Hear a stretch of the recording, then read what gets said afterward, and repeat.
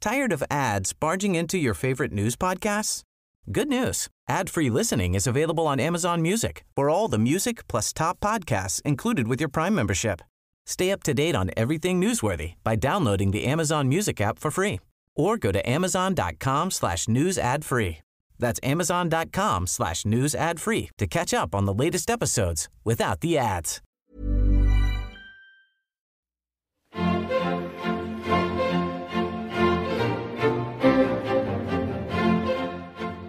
Every few years, once its warehouses of unclaimed lost and found items fill up, Mishteret Israel, the Israel police, becomes Sotheby's for a day. Okay, so we're here.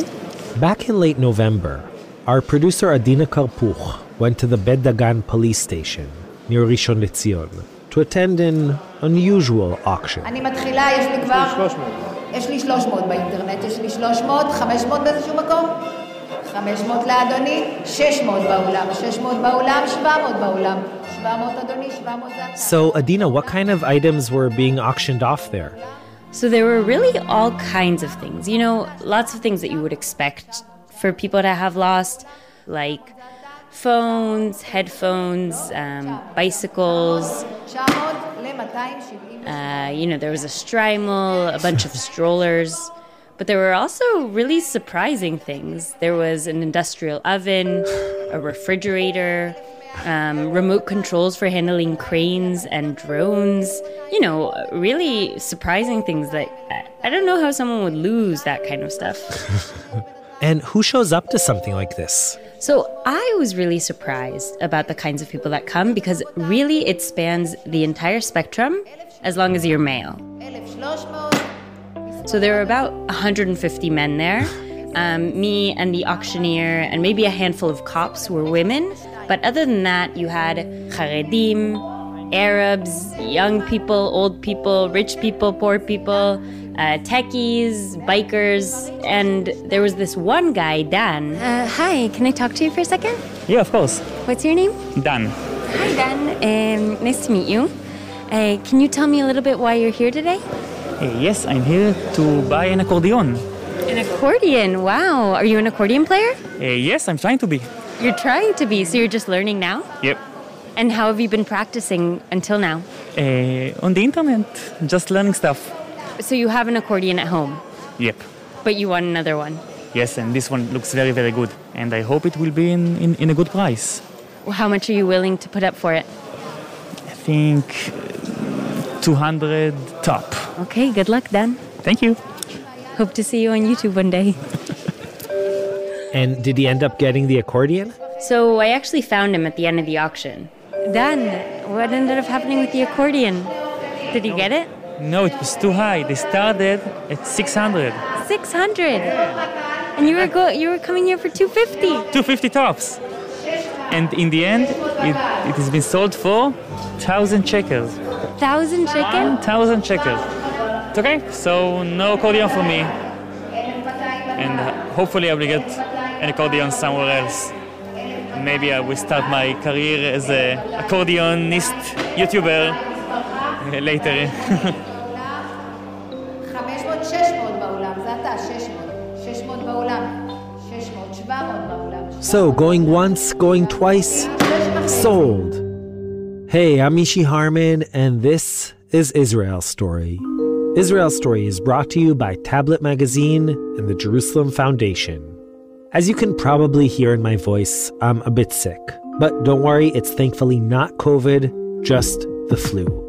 Anyway, this is our last episode of the season, and it's been quite the journey.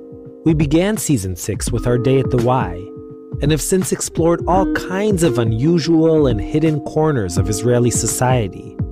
We've delved into the worlds of Israeli pork and kosher Korean kimchi.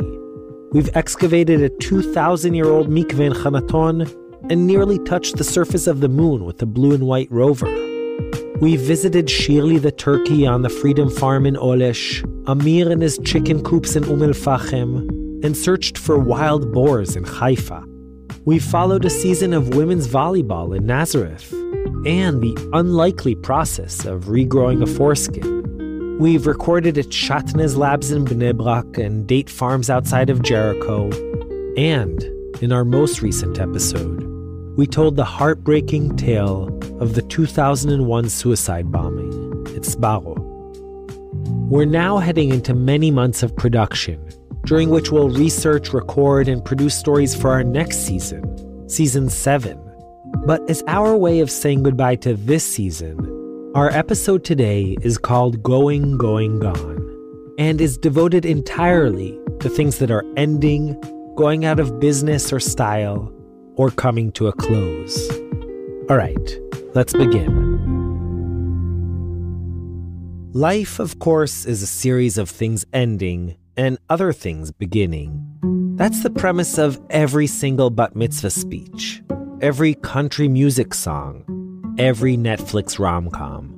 And we humans have decided to mark some of those changes in a formal way, with rites of passage. No matter who we are, where we live, or what religion we practice, there are events, ceremonies, and rituals that accompany us from birth to death, and in some cases, beyond. Many of these rites of passage are a source of much joy and anticipation. But some, like the one we're going to hear about now, elicit, well, more ambivalent feelings.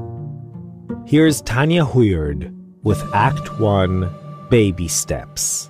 My name is Belly. 3. I met Eliana, or Belly, when I spent a Shabbat with her family in Jerusalem a few months ago. On her way to bed that evening, Belly popped her pacifier, or nunu as she calls it, into her mouth as she bid me goodnight. It seemed to me that she was nowhere near ready to give it up. So I was surprised when, a few weeks later, her mom Liron invited me to join them for a trip to the neighborhood motzetz, or pacifier tree. Now, if you have kids or cousins or grandkids of the right age, you're probably familiar with the concept. Pacifier trees originated in the 80s in the small village of Floda, near Gothenburg in Sweden. Ulla Yerling, the kindergarten teacher who came up with the idea, thought it would be a sensitive and respectful way to help toddlers part with their pacifiers and, at the same time, strengthen their connection to nature. I mean, if you hang your pacifier on a tree, it's never really gone. You can still go visit, say hi, and see how it's doing. Pacifier, or dummy trees, quickly took off and spread across the world. And, like everything else, I guess, also made Aliyah in 2011. Today, Atzei Motzetzim, as the blue and white version is called, grow in cities from Nahariya to Eilat, from Beit Shean to Ashkelon. In all those, and at least 17 other municipalities, children, often accompanied by their parents and grandparents, come with pacifiers clenched tightly in their fists to say goodbye to a dear friend in a way that's more meaningful than just throwing it away or stuffing it in a random drawer. Sensing a radio piece in the making, I immediately told Liron that I'd be delighted to tag along. She warned me that it might not be as triumphant as I was imagining. See, she had already been through this ritual once before, with Belly's older brother, Daniel. I am 5. I'm Daniel. And given how things had gone with him, she wasn't sure Belly was actually ready to part with her nunu. So this was pitched as more of a dry run than the real thing. We'd all go, look at the nunu tree, get a sense of where the nunu would one day hang, and then come back home.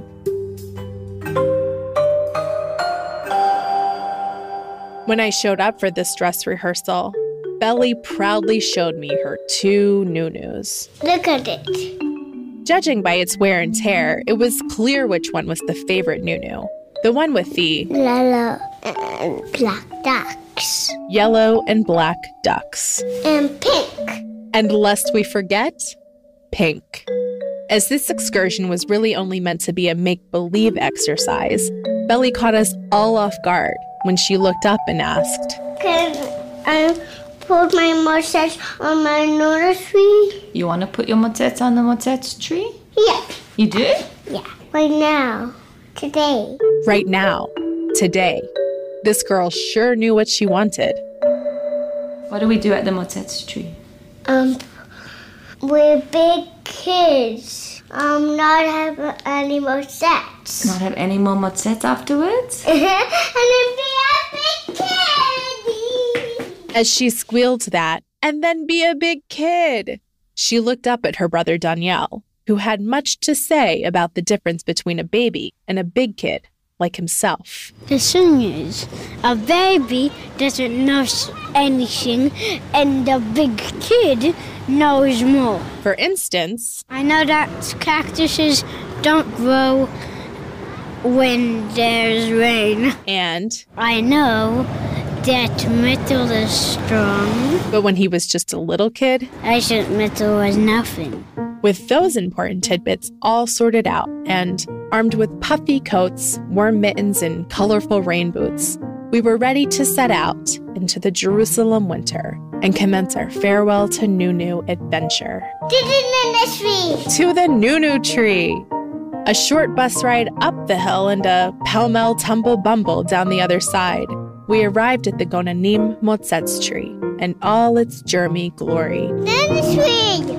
Hundreds of nunus were dangling from the gnarled branches of the elm tree, shimmering in the golden glow of the streetlights.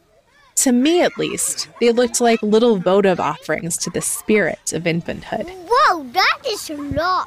Mesmerized by the sight of the fantastic tree, Belly and Danielle began dashing from one nunu-laden branch to the next. Then, Belly got down to business. This one. She carefully chose a branch and, with Liron's help, added her nunu to a long chain of other, older nunus. Belle, you want to give it a kiss goodbye? Bye-bye. Do you love your nunu? Yeah. A content smile instantly appeared on Belly's face. So happy now. In fact, she was apparently so excited by the prospect of leaving her babyhood behind that she decided that sending just one nunu into retirement simply wasn't enough. She pulled out the other nunu from her pocket. And I want to put it next to here. We're just going to put one. We're just going to put one, Liron said, because as thrilled as Belly was, her mom knew the night was still young. Tonight, are we going to sleep with the nunu or no? Is it going to be hard or easy? Easy peasy lemon squeezy. Wanting to be supportive, but having experienced the legendary nunu withdrawal of her older child, Belly's mom pressed on. What are you going to do to make yourself feel better? What do you think? A hug? A cuddle with your bear? What else? A nunu, Belly answered. Thank God at least one nunu would be making the journey home. Bye-bye, Nunu Sweet. We walked back to the bus stop where, just an hour earlier, Belly had been a little kid with two nunus, deep in conversation with Danielle about life cycles and milestones. I made a rookie mistake and momentarily lost track of my protagonist, nearly missing radio gold. I turned just as her mom called out, Hey, what's in your mouth? What was in her mouth? I rushed back to Belly, who was dawdling behind us. Ellie, what's in your mouth? Why is the no-no in your mouth? Because why? it's nighttime. One pacifier away from being a full-fledged big kid, she popped her last remaining nunu back into her mouth, indicating that she was done talking. With this final tether to her little kid status still in place, she held my hand tightly as we crossed the street together. Baby steps.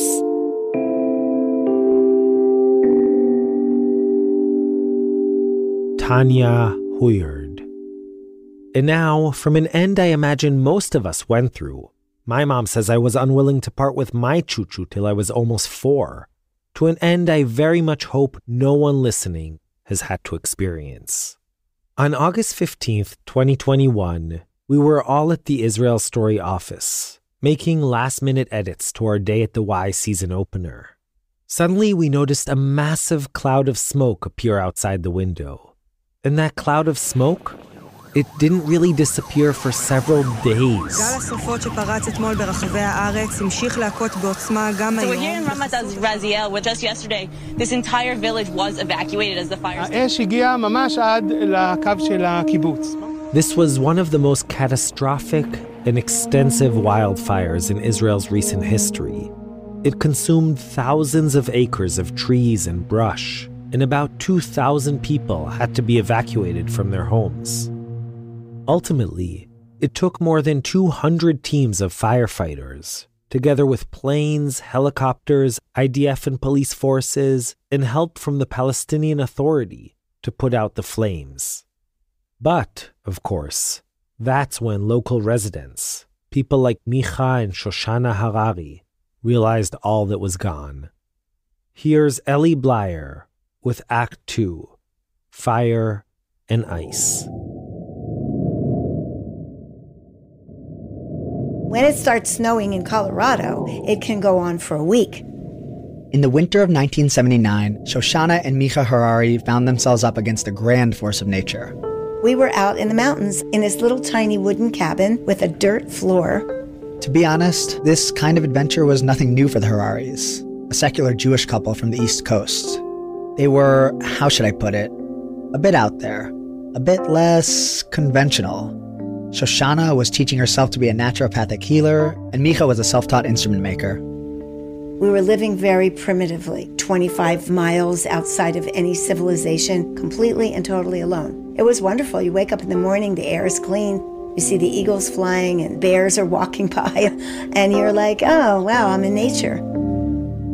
But this snowstorm, this was different. And it set their lives on an entirely new path. The first day, it was really fun. I mean, we were like, oh, this is like a movie, we're snowed in, because we really were. Fortunately, we had brought in some wood the night before, and I could push the one window open enough to get snow so we could melt it and have water. So we weren't going to die.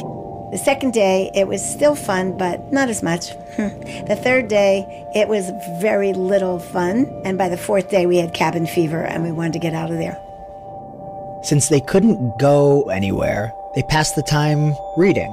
We had a few books that we had read already, so there was nothing else really to do. And the last book that we never read was the Tanakh. That is, the Hebrew Bible. I carried it around. I don't even know why I carried it around. I never opened it. Even the pages were stuck together. But on this particular day, this momentous day, listen, you all. It was the only thing we had not done. We're going to tell you the most important thing that you ever heard in your life. You never heard that before. So we opened the book. Read the book. The only book. The book of God. In the beginning. And you're going to know the truth. At first, Shoshana and Micha weren't sure if they'd actually found God or if it was just a blizzard-induced trip. But as the snow melted away, it became clear to them that their newfound faith was just starting to heat up. They were drifters, sure, but they began contemplating a major change, even for them. Maybe, they thought, they should move to a magical land, a land of milk and honey. We said, oh, you know what? We'll just get a donkey and a cart, and we'll travel around Israel till the Mashiach comes. And that was our plan. There was only one small problem with this romantic idea. We knew nothing about Israel except what was written in this book. We were all alone, and there was nobody, not a rabbi, not a leader, not even my mother, was there to say, that is not a smart idea. With a few stops along the way, they were committed vagabonds after all. They ultimately traded the Rockies wilderness for the Middle Eastern sun.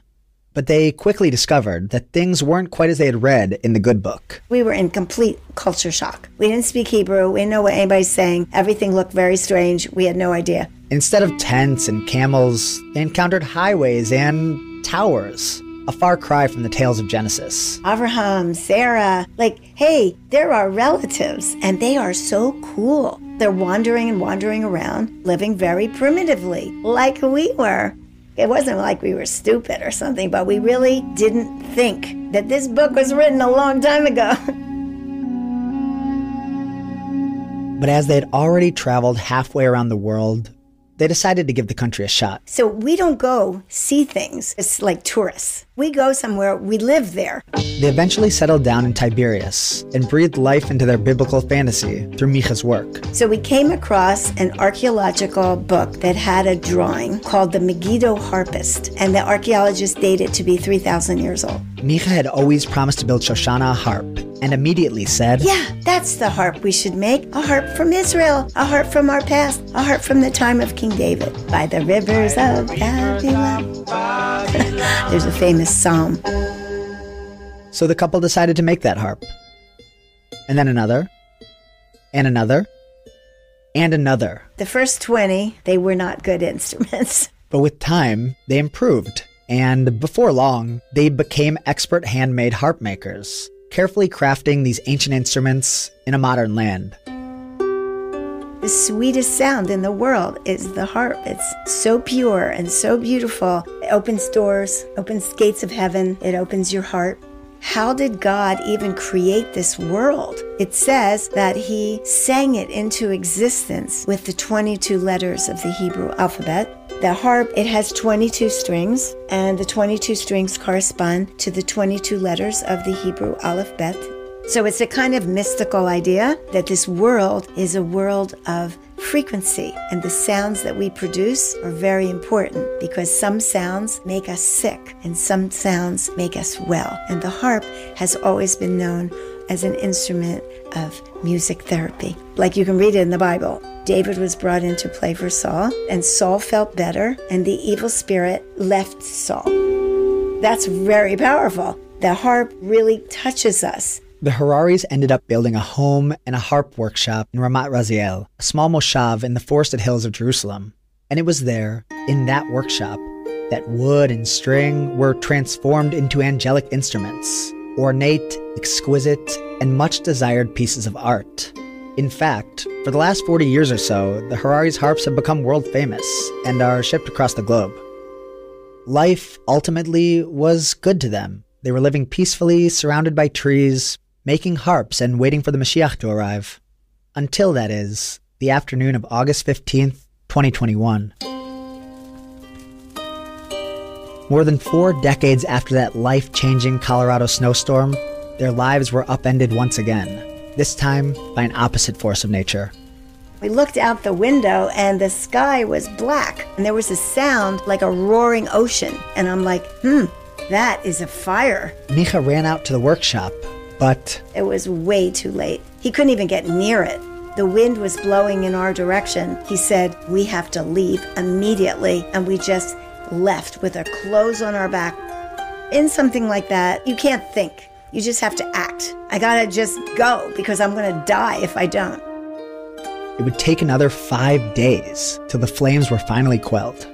All in all, more than 14,000 dunams of forest had turned to ash. Ramat Raziel and several other nearby communities were evacuated, and locals didn't know what remained of their homes. Micha and Shoshana feared the worst.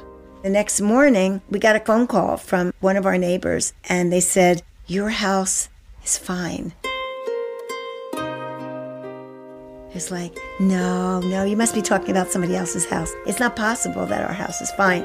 It was 20 meters high, flames blowing in that direction, about 3 or 4 meters from our wooden front door. How in the world could our house still stand? But when they finally returned, it was a miracle. I mean, honestly, there's no other word for it because the house is wood. How could it not burn? But something stopped it, and nobody knows what that is. The only explanation is it's the creator of the universe. The harp workshop, on the other hand, was a catastrophe, a complete and total catastrophe. Every single thing that was in there was gone. What can you say in the face of that, you know? You just look at it, it's like a power that you can't really understand. There wasn't like we could rebuild from what we had. It's like, no, we have to start again from nothing. We were in shock. I mean, really, it comes to me like sometimes when I lay in bed at night before I go to sleep, and you can't process it for a while. There is a moment of hurt, like really deep hurt, and really when you see it, you see that a great, great tragedy happened here. The harps were gone. 40 years worth of work. But somehow Shoshana manages to maintain her optimism and also her faith. Yes, it was a catastrophe, but what I really learned out of this is in order to have a new beginning, you really have to have a clear ending. Anyway, no matter what anyone wants to do, only God can do things like that. And that was his harp shop. And if he wanted to burn it down, he certainly had the right to do it.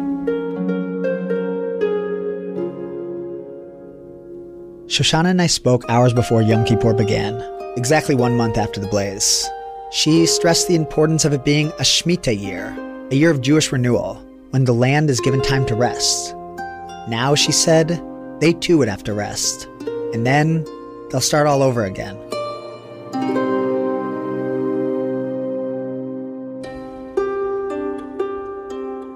As we said our goodbyes, she looked out the window at the now decimated forest. The animals, they ran, and the birds, they flew. But the trees, they can't go anywhere. So they had to stand there while this inferno of fire was coming at them. Yet they could dig their roots down deep and hold on to some source of life so they could make it and begin again.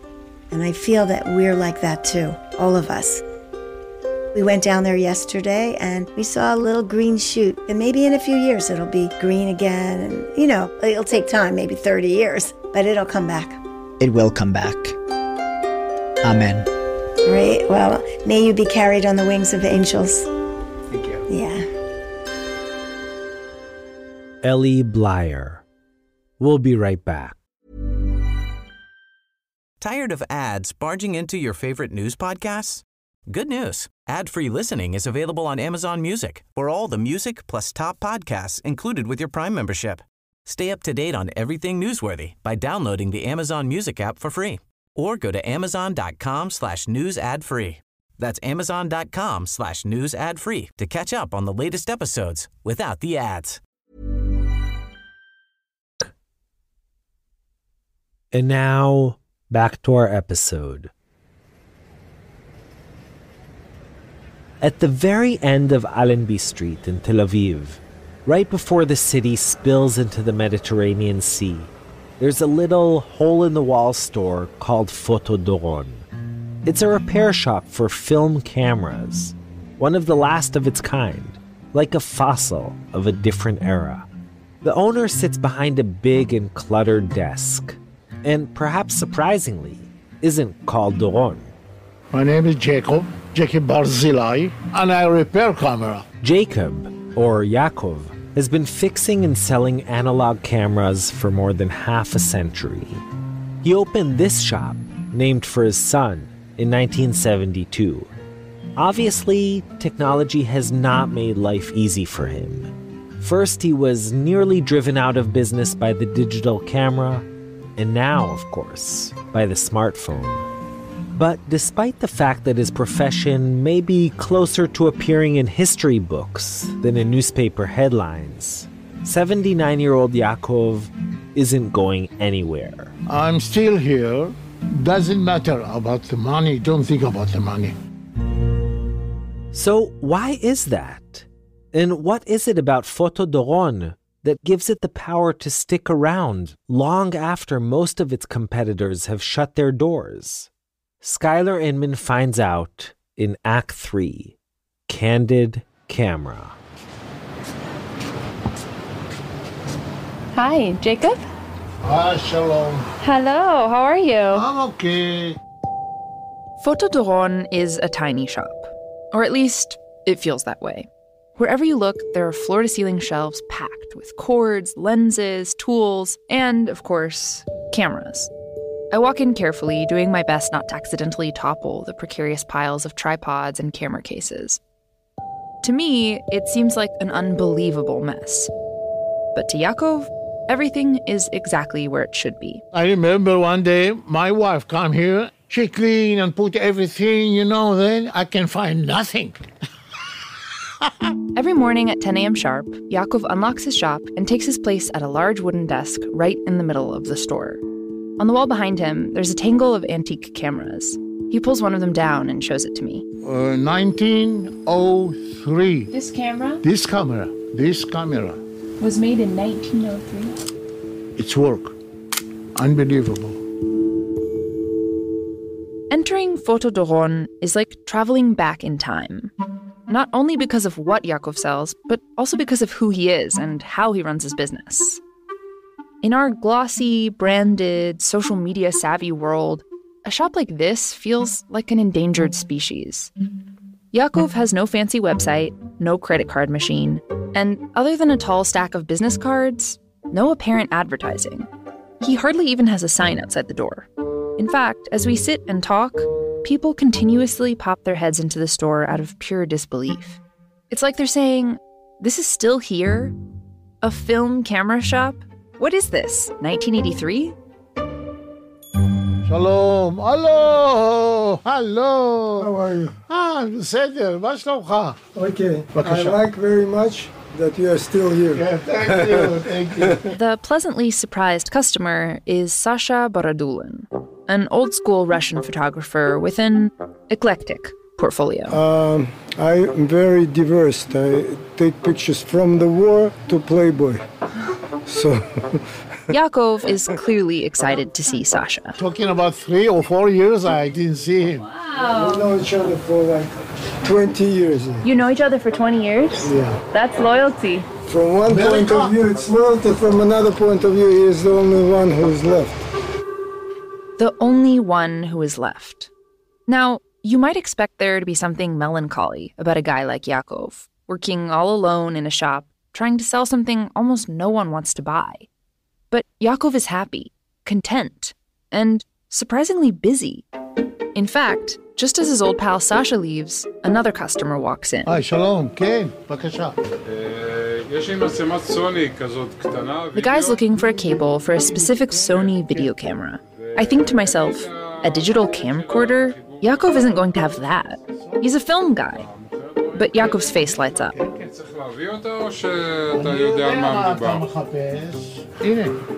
He's got it, he says, and reaches deep into one of the boxes right next to him. It's an original, he tells the guy. 150 shekels, cash only. The customer and I are both stunned and impressed by what just happened. He grins, hands Yaakov the cash, and waves goodbye. Bye, toda raba. Yaakov watches him leave, and as soon as he's out of earshot, turns to me and says, See? I bought it for 5 shekels. I sold for 150. 3 of those in there. That's enough. Go home. That is more or less Yaakov's business model. Accumulate stuff no one wants anymore, and then sell it, hopefully at a substantial markup, to a random person looking for something super specific. Most of the day, he just sits at his desk and waits, tinkering on this or that old camera until a customer comes in. Change a little things here, there, put a new battery, that's it. 3 minutes, I swear. But even though he makes it sound easy, Yaakov really is good at fixing things. And by things, I don't just mean cameras. Often, he tells me, clients come in with bigger problems than a broken shutter or a scratched lens. Problem with the parents, problem with the wife. I'm good with how to manage things. Yaakov pauses for a second and seems to mull over his own statement. Like a rabbi. Arav Yaakov. This clearly cracks him up. He's an atheist, and a proud one, I gather, since he brings it up a bunch of times. I'm not religious, I don't care about that. Yaakov and his family fled Iraq in 1951. They were part of a massive exodus of Iraqi Jews, fleeing waves of anti-Semitic violence and intimidation following the creation of the State of Israel. So if you ask Yaakov, all religion seems to do is cause problems, divisions, and violence. Things he's got no time for. The family settled in Beersheva, and when Yaakov was 18, he was drafted into a special aircraft engineering unit, where, in his words, he learned everything he needed to know about machines. Hydraulica, electronica, everything. It was actually there, in the army, that Yaakov got his first camera. Well, sort of. See, it wasn't his per se, and technically, it wasn't just a camera. It was a special aircraft with a camera for a spy.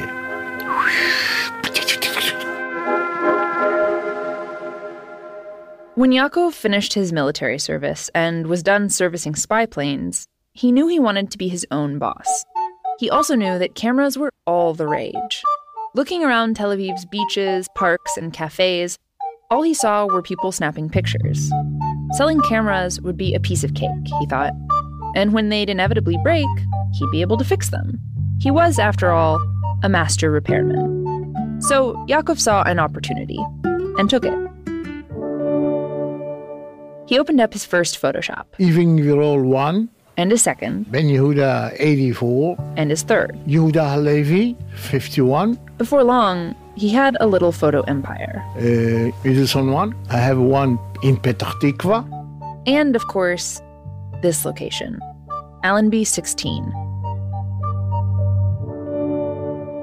Today, it's the only one of his 6 stores that's still in business.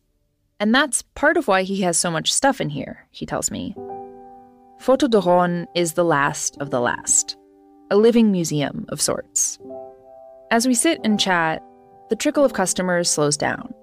And for a while, it's just me and Yaakov, alone in this world he's inhabited every day for decades. And I find myself oddly comforted by the unpretentiousness of the clutter, by the warm, cocoon-like feel of the tiny space. And most of all, just by knowing that a place like this exists. It's not just my tendency towards the nostalgic or my love of old cameras.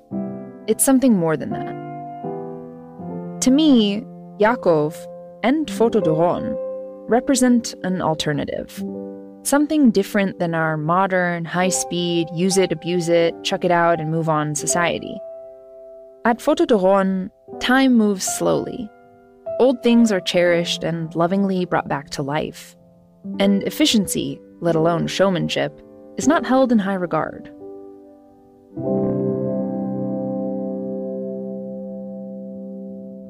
It's the last night of Hanukkah, and it's getting close to closing time. As Yaakov gathers his stuff and gets ready to lock up, a gaggle of wide-eyed middle schoolers walks by. Shalom, banot, bo. They're on school break, wandering around Tel Aviv.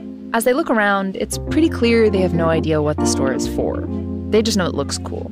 מה זה החנות הזאת? חנות ישנה של צילום של פעם. It's an old-fashioned photography store, Yaakov explains. מה, אתה מוכר מצלמות? You sell cameras? They ask him. מצלמות ישנות של פעם לפני שנולדת, אני מבטיח לך. Yes, old cameras from way before you were born. I promise you that. מתקן אותם גם. And I fixed them.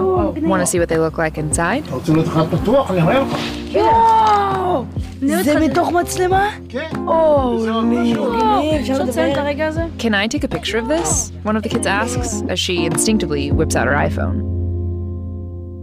On one of the only patches of wall that isn't completely covered with stuff, there's a framed photograph of Yaakov as a young businessman. In it, he's wearing a skinny tie, his hair is thick, dark, and curly. He's grinning and proudly holding up a card that says, Hertz Business Class. One of the kids notices it. זה אני. Is that you? He asks with disbelief. וואו, איזה חתיך. Look at you, you're so handsome. One of the boys chimes in flatteringly. Another of the kids asks if he could teach her about photography. יכול ללמד אותי איך מצלמים במצלמה? Yaakov, who is about to close shop for the day, tells her to come back any other day, 4 to 6 in the afternoon. מ-4 עד 6 אני פה. חופשי, אוקיי? He'll be here. תודה רבה.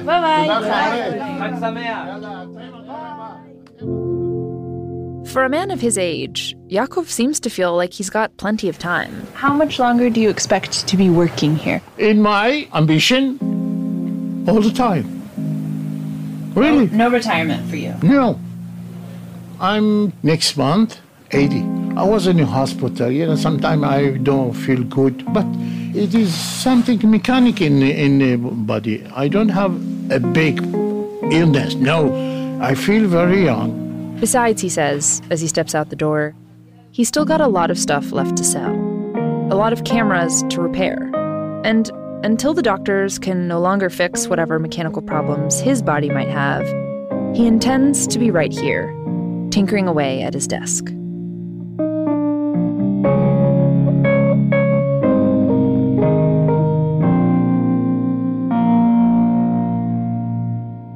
Skylar Inman. In the category of things that are going, and gone, this is, sadly, Skylar's final piece with us as an Israel Story producer. She's off to conquer the world of academia, and conquer she will.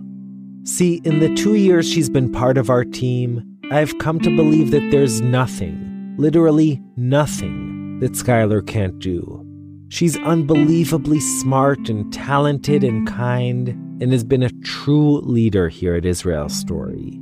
So, Skylar, know that your Israel Story family is always waiting for you with open arms, that we love you very, very much, and that we'll miss you terribly. Okay, we've arrived at our very last act of the season. Act 4, Till Death Do Us Part.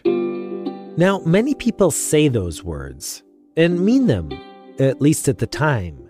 But with divorce rates being what they are, that phrase, till death do us part, seems more like wishful thinking than an actual life plan.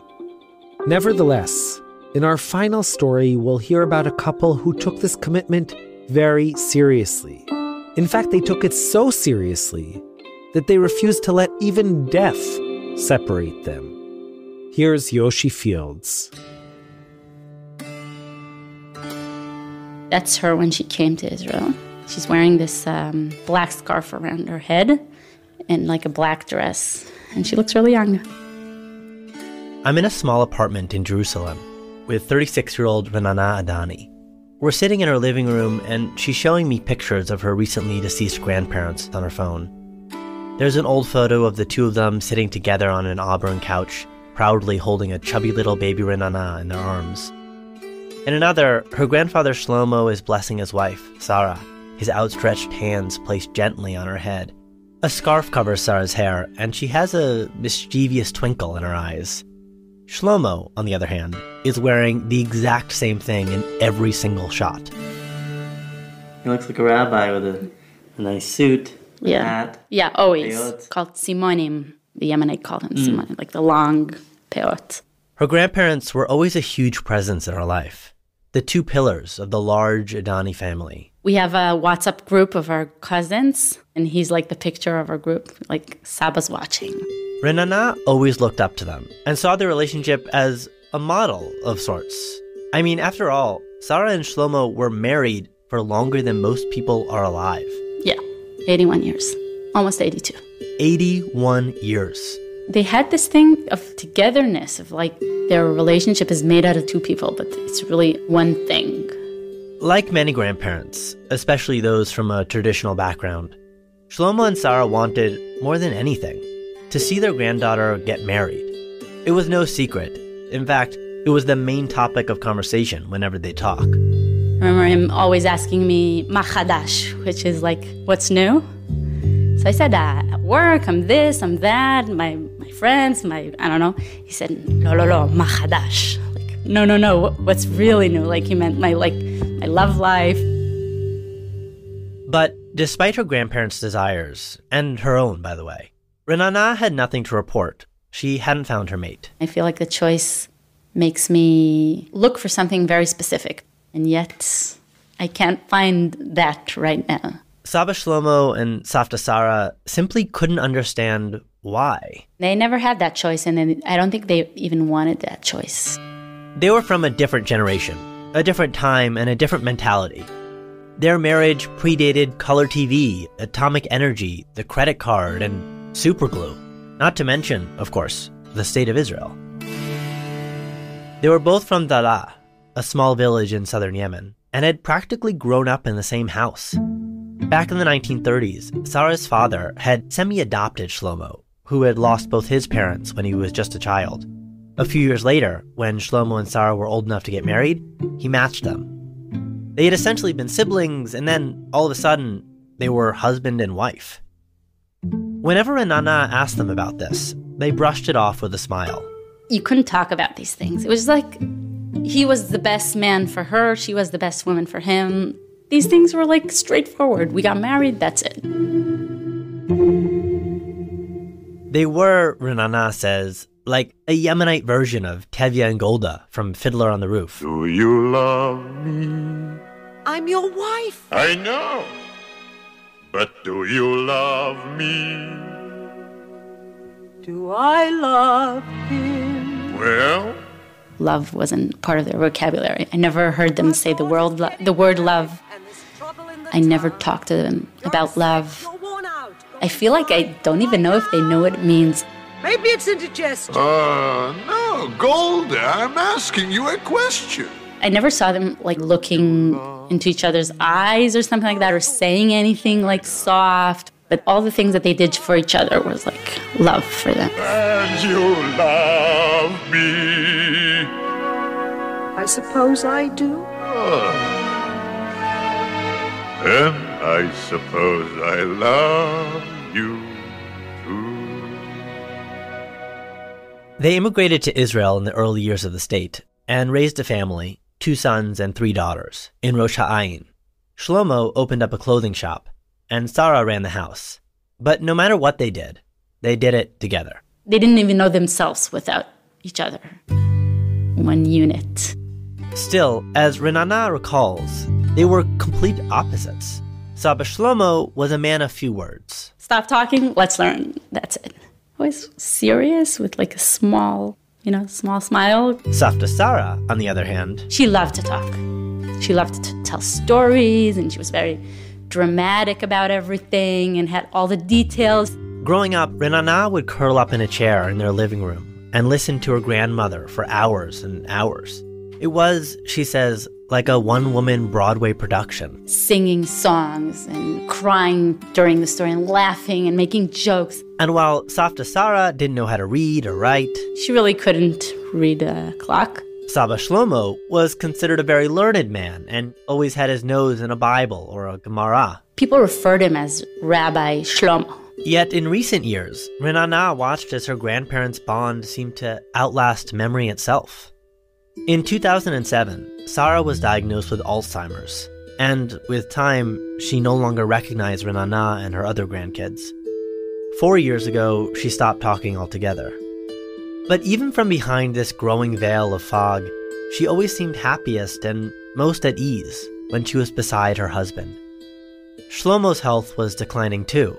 Just like being in the same room or knowing that the other one is fine, is doing all right. So these kind of things are like, they show me like the very, very strong connection that they had.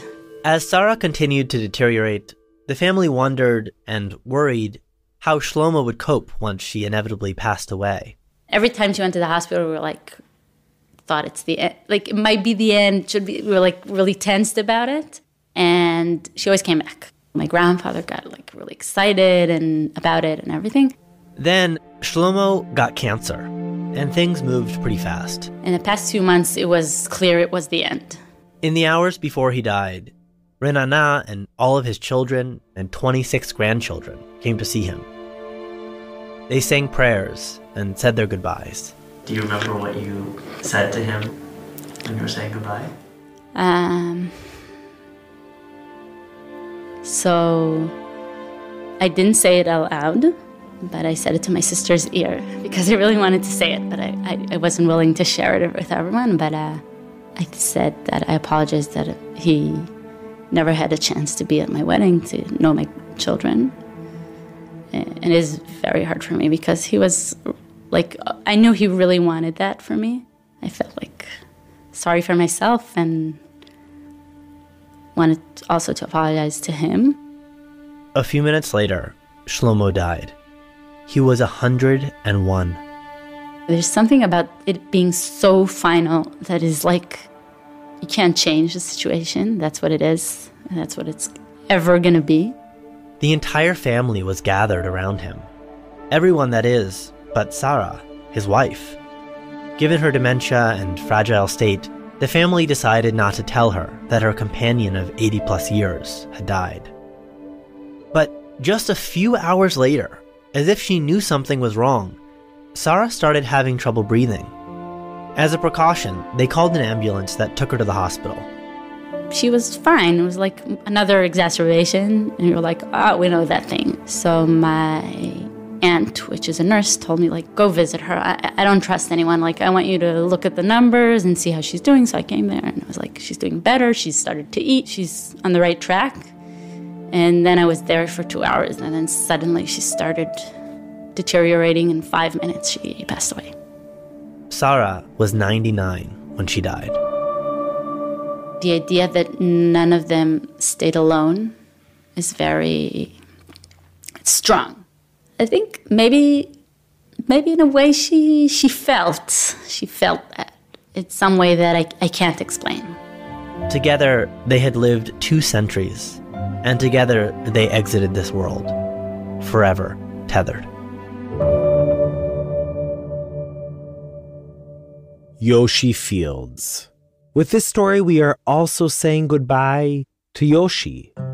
Yoshi joined our team as an intern 3.5 years ago. His first story, about a Cellcom TV ad that went terribly wrong, aired at the start of season 4. And he has since told us unforgettable tales. From cleanup teams at the Kotel to regrown foreskins. From statues of laughter in space to Zionist pigs. And many, many others. Yoshi is a first-rate writer and radio producer, and is one of the most sensitive, committed, and conscientious people I know. We love you, Yoshi, and we'll miss you very, very much. Israel Story is, and will forever be, your home. And that's our episode and our season. Zev Levi scored and sound designed this episode, with music from Blue Dot Sessions, Shoshana Harari, and Tamara Tias. Sela Weisblum created the mix. Thanks to Tomer Nisim, Aviv Weiss, Udal Capone, Sheila Lambert, Erica Frederick, Jeff Feig, and Joy Levitt. A special thanks to Dina Rabhan. This is Israel Story's final episode with Tablet Magazine. We'll be announcing our new home shortly, so stay tuned for that. But now is the time to say a heartfelt thank you to Tablet, who have been our home since 2014. The folks at Tablet believed in Israel Story when it was just an idea in our heads. And together, not only have we produced 6 full seasons, but we have also grown from nothing to the most listened to Jewish podcast in the world. It has been an honor and a privilege to be part of the Tablet family, and to have had such an incredible model of first-rate journalism. Thanks first and foremost to Morty Landau, Alana Newhouse, and Wayne Hoffman, who believed in us, encouraged us, and supported us from day one. Thanks also to Sarah Ivry, Alyssa Goldstein, Gabe Sanders, Mark Oppenheimer, Stephanie Butnick, and Josh Cross. To Esther Werdiger and Kurt Hoffman, who created the artwork for our episodes over the years. And finally, and above all, to my radio mentor, who taught me so much of what I know, Julie Subrin. As I said at the top of the show, we're heading into many months of production and plan to be back in early 2023 with a brand new and significantly expanded season. Till then, we will periodically be releasing short pieces, stories, and specials on our subscribers-only feed. So if you haven't yet done so, I encourage you to sign up. It's also a great way to support the show. Just go to Israel Story on Apple Podcasts and press subscribe. You can catch up on all our past episodes on our site, israelstory.org, or by searching for Israel Story wherever you get your podcasts. You can also follow us on Facebook, Twitter, Instagram, all under Israel Story. If you're interested in sponsoring episodes of Israel Story, email us at sponsor@israelstory.org.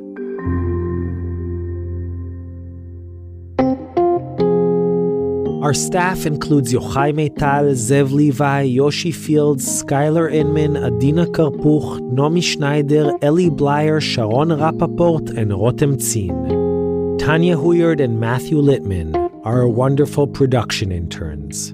Jeff Umbro from The Podglomerate is our marketing director. Tanya and Matt are finishing up their internship with us.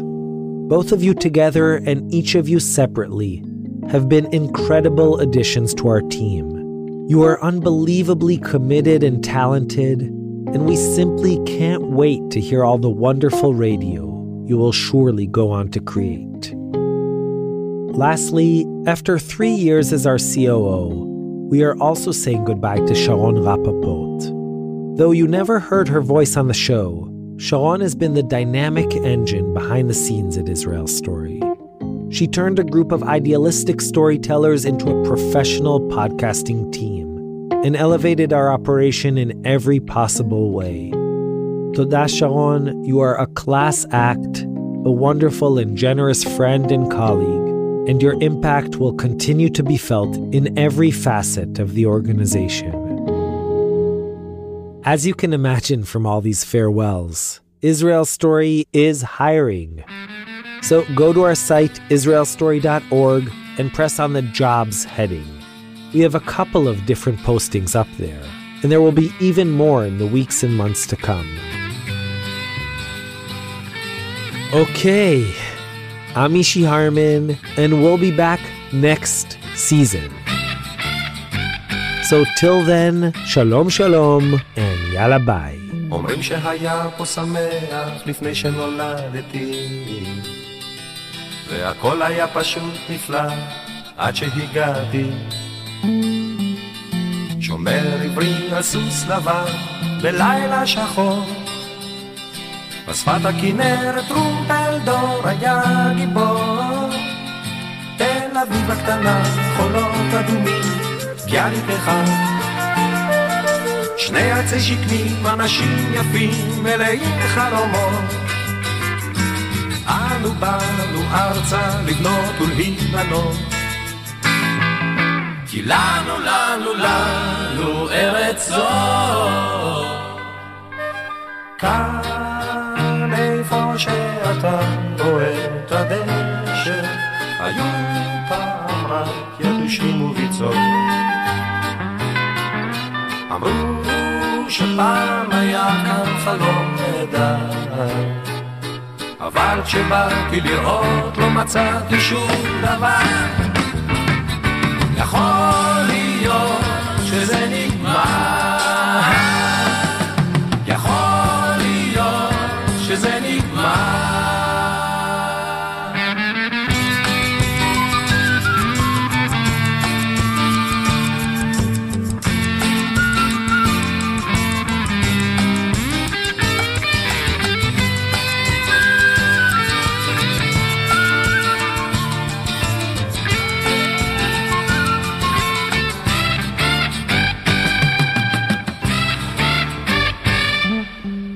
שהיה פה שמח לפני שנולדתי, והכל היה פשוט נפלא עד שהגעתי. פלמח פינג'אן קפה שחור וכוכבים, אנגלים מחתרת בילקוט הכזבים, שפם וגדורים כפייה על צבא ירון זהבי, אלתרמן תמר, בחורות יפות, מכנסיים קצרים, היה להם בשביל מה לקום בבוקר. כי לנו ארץ זו, כאן איפה שאתה רואה את הדשא, היו פעם רק יתושים וביצות. אמרו שפעם היה כאן חלום נהדר, אבל כשבאתי לראות לא מצאתי שום דבר. יכול להיות שזה נגמר, יכול להיות שזה נגמר.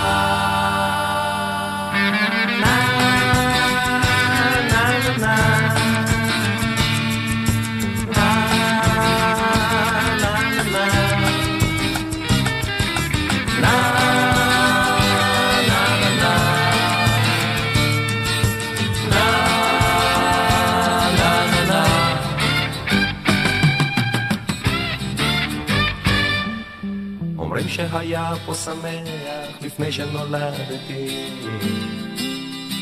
הכל היה פשוט נפלא עד שהגעתי. אומרים שהיה פה שמח לפני שנולדתי. הכל היה פשוט נפלא עד שהגעתי.